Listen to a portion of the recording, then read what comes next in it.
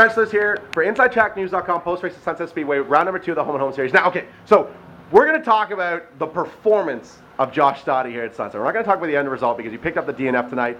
Had nothing to do with the efforts of this team. You were flying in qualifying. You were great in practice.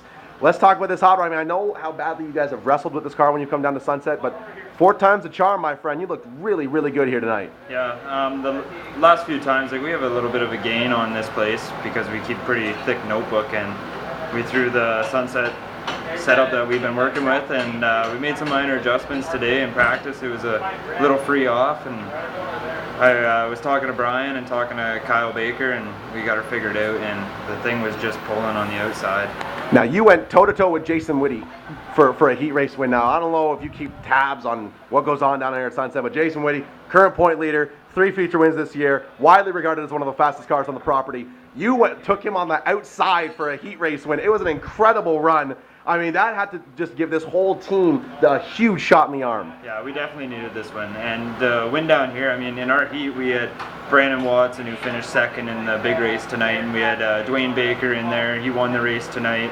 We had Whitty, we had Parker. Like, we had a pretty stacked heat, and we went up against those guys, and we put it all on the table, and we came out good. Now, obviously in the feature, it was a 4 or 5 man floppy. You had a couple of cars in there, and what exactly happened from where you were sitting, and what was the damage done? I'll just sort of pan out here. You can see the team already going to work on the car to get it ready for tomorrow's Invitational. What happened tonight on lap number 1 of the feature? From what I seen, Billy Zardo, he threw it in the corner and he kind of jacked Walters, and I just happened to be in the lane. He went to go high, and my left front jumped off his right front tire, and we bent the spindle. So it was a sad DNF because we had such a fast car. I'm pretty sure we would have been a top 5 car here for sure. Now, obviously, you got to sort of go to work and repairing the spindle, but the setup should be transferable. I mean, it's a 50-lap feature tonight. It's going to be a 75-lap feature tomorrow. I would imagine if you were good tonight, you should be just as good tomorrow afternoon, right? Absolutely. These guys, they work nonstop and they work hard. And I mean, that win, that motivated us. We're going against, like, these are the guys you want to win against. Like, this is the reason we work in the shop, so we can beat guys like Whitty and Parker and Baker, and just that jump, they're stoked already for tomorrow, and they're working hard for it. It's been incredible to track your progress through the season because there hasn't been any steps back. You've literally improved with each passing week, and you had the fire a couple of weeks ago where the car actually caught fire. You went back to the shop, put it back together again, and it's been a rocket ever since. You had a great run at Sauble. I mean, you're starting to really come into your own up at the beach, and now here at Sunset, I mean, you like you said, qualified in the top 5, and I think a lot of people are keeping their eye on you for tomorrow's 75-lap Invitational. Well, I hope so. I mean, we're following these guys.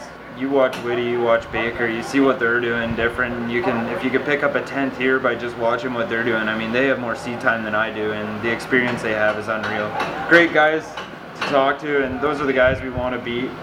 The progress has been good. I'm really impressed with it.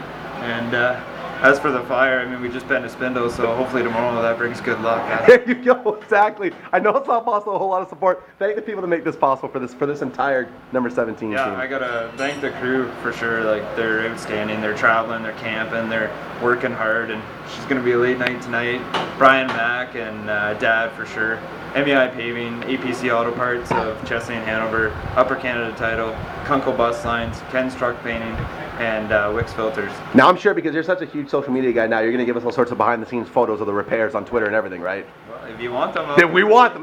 Follow them on Twitter at Primetime Stade for nights like tonight where, look, we got the torch out. The squad's going to work, man. They haven't missed a beat. So follow them on Twitter at Primetime Stade for nights like tonight where you can get behind-the-scenes footage from Josh. Josh, thanks so much, dude, and we'll check back in with you tomorrow at the 75-lap Invitational here at Sunset. Absolutely. There you go, folks. Driver of the APC machine here at Sunset is Primetime Josh.